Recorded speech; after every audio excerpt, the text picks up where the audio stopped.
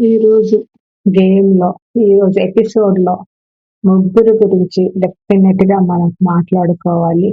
మీకు already episode చూస్తే గనక అర్థమై ఉంటుంది. అండ్ ఎవరి ఆట మీకు బాగా నచ్చింది? ఏమన్నా ఫెయిర్‌గా ఉందా? ఏమన్నా ఫౌల్ చేశారా? వాళ్ళ పేషెన్స్, వాళ్ళు హోల్డ్ చేసింది మనకి ఈ ఎపిసోడ్‌లో చాలా బ్రీఫ్‌గా తొందరగా అయిపోద్ది. కానీ లైవ్‌లో చాలా సేపు 30-40 మినిట్స్ లైవ్ చూస్తే ఈ రోజంతా యూ నో మనకి తెలుస్తది. And yeah! Tanuja definitely Tanuja ఈరోజు ఓడిపోయింది. But definitely commendable.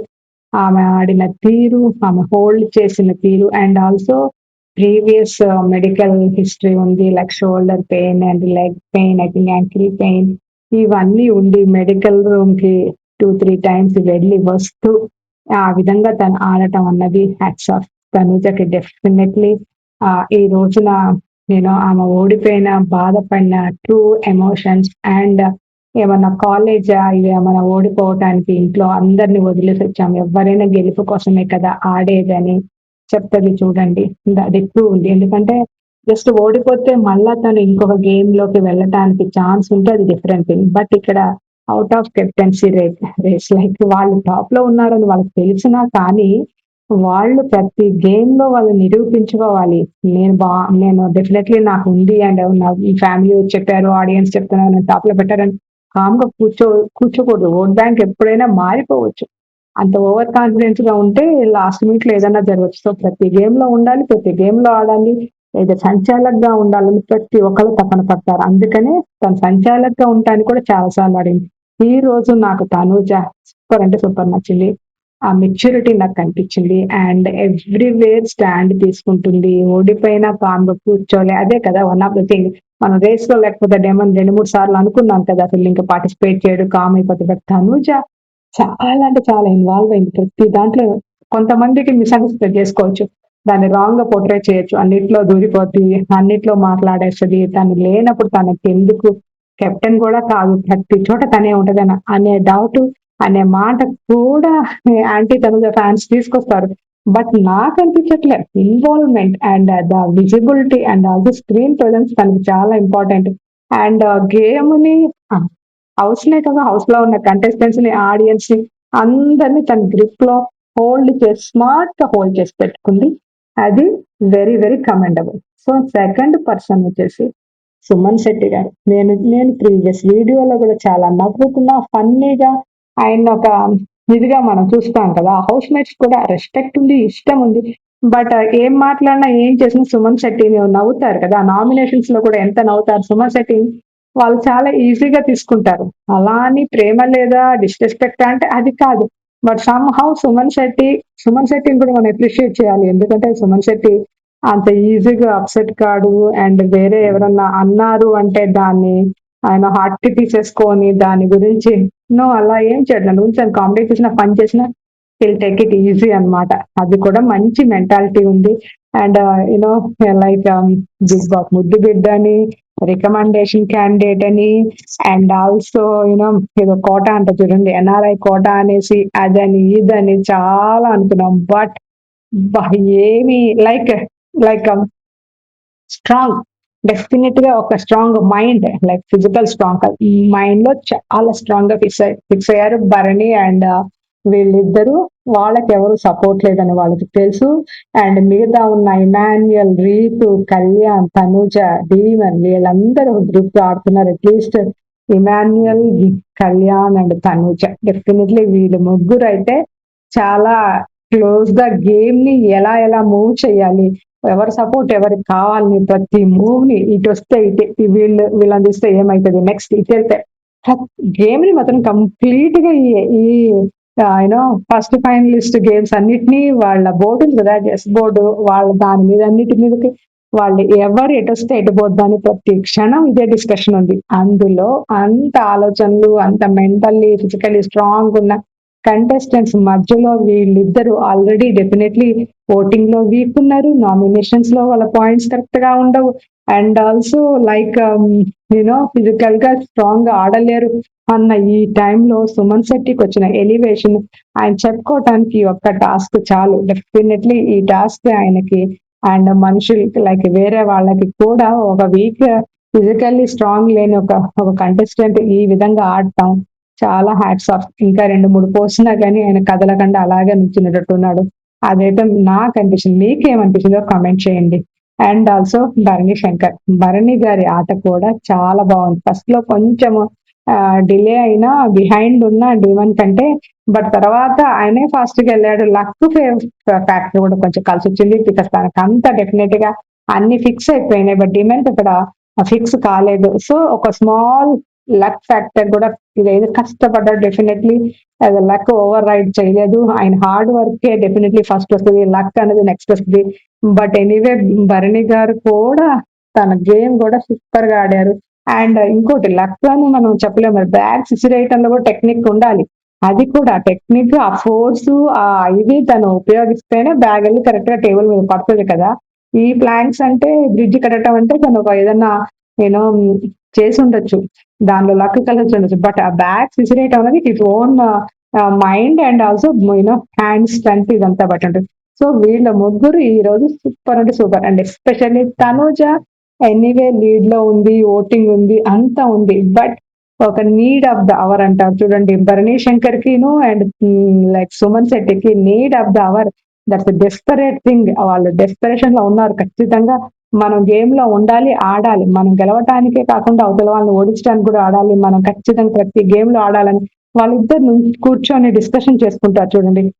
అంటే ఓవర్ కాన్ఫిడెంట్ గా నేను గెలిచేసా టికెట్ తినాలా అని కాకుండా వాళ్ళలో వాళ్ళు ప్లాన్ చేసుకొని వాళ్ళ మైండ్ ని చాలా స్ట్రెంత్ చేసుకొని చాలా స్ట్రాంగ్ గా డిటర్మైన్ అయ్యి మేము గెలవాలని వాళ్ళిద్దరు ఆడిన తీరు, గెలిచిన తీరు మాత్రం సూపర్ ఉంది. దీని వల్ల ఒక స్ట్రాంగ్ కంటెస్టెంట్స్ బయటకి వెళ్ళిపోతే టికెట్ ఫినాల రేస్ నుంచి భరణికి, సుమన్ కి ఛాన్సెస్ రావచ్చు. భరణి గారికి మోర్ ఛాన్సెస్ ఉంది బికాస్ ఫిజికల్ గా స్ట్రాంగ్ ఉంది. భరణి గారే కనుక టాప్ లైక్ నేను టికెట్ ఫినాలో టాప్ 5 లోకి వెళ్ళిపోయాడంటే సంజన, రీతుకి, సుమన్ కి డేంజర్. ఖచ్చితంగా డేంజర్ లో ఉంటారు. వాళ్ళలోంచి ఎలిమినేషన్ అన్నది ఇంకా ఈ వీక్ అప్పుడు నెక్స్ట్ వీక్ అయితే జరిగిపోద్ది. సో ఎవరెవరు అండ్ ఇంకొకళ్ళ ఆడినా ఆడకపోయినా ఇంకొక కంటెస్టెంట్ గురించి మాత్రం డెఫినెట్లీ కమెంట్ చేయాలి. సంజన. సంజన కూడా నాకెందుకులే అని కూర్చోలే, రీతు గురించి వెళ్ళి మాట్లాడింది నిన్న. రీతు ఆడాలనుకుంది ఆ మ్యాచ్ టాస్క్ లో. రీతు ఇమాన్యుల్ చెప్తాడు, నువ్వెందుకు ఇన్వాల్వ్ అవుతావు, నీకెందుకు అమ్మాయి అడగలేదని. సో ఒక చిన్న ఫేవర్ చేసే తప్పేముంది, నేను గొడవ పెట్టుకోలే కదా అందరితో అంటది. సో అది కూడా బాగా అనిపించింది. అండ్ సంచాలకుగా ప్రతిసారి ఇద్దరి గురించి ఆలోచిస్తుంది. చాలా ఫెయిర్ గా ఉంటుంది. బెస్ట్ సంచాలక్ ఆఫ్ దిస్ సీజన్ అని నేను అనుకుంటున్నాను. మీరేమనుకుంటున్నారో కామెంట్ చేయండి. అండ్ సో వాటర్ పోసే టాస్క్ లో, బ్యారల్ బ్యాలెన్స్ బ్యాటిల్ టాస్క్ లో, బై ద వే నేను ఇంత వీడియో వచ్చేసినాక కూడా ఇంట్రడ్యూస్ చేసుకోలేదు. That's fine. I'm Manjula, simply Manjula. Please like చేయండి అండ్ సబ్స్క్రైబ్ చేయండి. I need subscriptions. Like hardly 1 or 2 subscribers కూడా రావట్లేదు per day. So please, almost season ending కి వచ్చేసాం. నాకు నాకు డెఫినెట్లీ ఈ సీజన్ లో వచ్చే ఇదే నాకు నెక్స్ట్ సీజన్ కి నేను రెడీ అవుతా, మోటివేట్ అవుతా. And I be coming with definitely with better you know skills. Definitely ఈ ఉన్న స్కిల్స్ నాకు సరిపో, బెటర్ స్కిల్ తో నేను రావాలి, ప్రజెంట్ చేసుకోవాలని నేను అనుకుంటున్నాను. So I work hard for that. Anyway let's get back to the video. So barrel balance battle లో మాత్రం ఈక్వల్ గా బికాస్ 2 సపోర్టర్స్ ఉన్నారు మనకి సుమన్ కి. అండ్ ఇక్కడ చూస్తే 4 సపోర్టర్స్ ఉన్నారు. అండ్ ఈ బ్యాలెన్స్ గా మళ్ళా భరణిని అగైన్ అండ్ అగైన్ పిలిచింది. సో ఈక్వల్ గానే వాటర్ పోసారు అని నేను అనుకుంటున్నాను. తనుజకు 1, 2, 3, 4, 5 టైమ్స్, సుమన్ శెట్టికి 3 times, 4 times, 4 or 5 times, almost equal గానే అనుకుంటున్నాను నేను.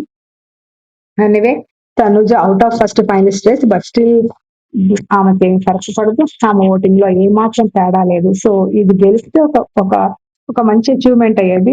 బట్ గెలవకపోయినా ఆ పాజిటివ్నెస్, ఆ సింపతి లేదు ఇక్కడ. డెఫినెట్లీ ఇక్కడ సింపతి సీకింగ్ లేదు. ఉమెన్ కార్డు, వీక్ కార్డు, వేరే కార్డు అలాంటివి ఏమీ లేదు, ఉపయోగించలేదు. స్ట్రైట్ గా చెప్పింది, వెళ్ళిపోయినా కొంచెం బాధపడింది ట్రూగా. అండ్ ఓవర్ గా చేయలేదు. దట్స్ ఆల్ ఫెయిర్ అని నాకు అనిపించింది. And next and Bharani, Suman nominations గురించి అప్పుడే డిస్కషన్ చేసేసుకుంటారు. ఎవరిని మనం నామినేట్ చేయాలి, దీన్ని బట్టి మనకి ఎంత సపోర్ట్ ఉందో లేదో తెలిసిపోయింది అనుకుంటారు.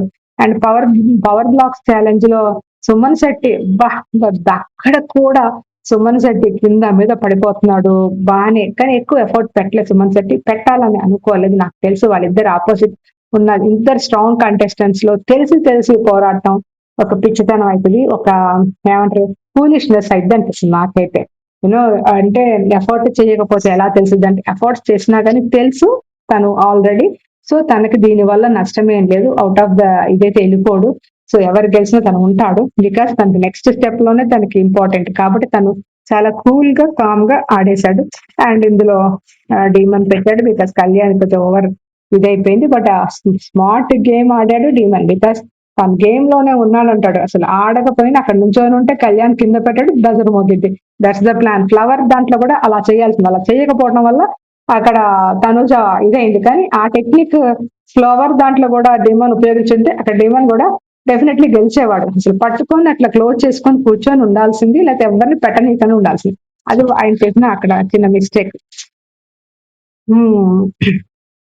అది ఇంకా తర్వాత మన ఎవరో లైక్ భరణి అండ్ తనుజ మాట్లాడుకుంటుంటారు అండ్ సారీ చెప్తాడు. బట్ పర్వాలేదు, ఐ కెన్ అండర్స్టాండ్. అసలు నేను సుమన్ శెట్టి గారికి సుమ్ముకి మనం హెల్ప్ చేసే ఛాన్స్ రాలేదు, ఇప్పుడు వచ్చింది కాబట్టి హెల్ప్ చేశారు, పర్వాలేదు, నాకేం ఇది లేదు. తను కొంచెం భయపడుతున్నాడని ధీమాన్ని వెళ్ళి నేను మాట్లాడమన్నాను అని అంటది అనుకుంటా, నాకు అదే అనిపించింది.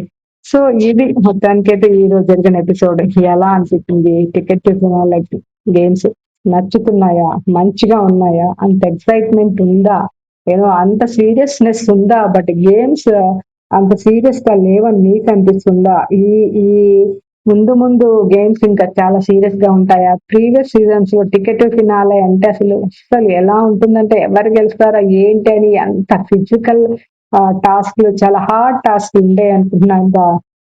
The severe the hard this thing చాలా హై ఉండేది. ఇక్కడ ఇప్పుడు లో లెవెల్ నుంచి మోడరేట్ లెవెల్ టాస్క్ మాత్రమే ఇస్తున్నారు అనిపిస్తుంది. ఇంకా హై లెవెల్ టాస్క్ అయితే ఇవ్వలేదు. ఇస్తారా లేదా ఈ సీజన్ లో?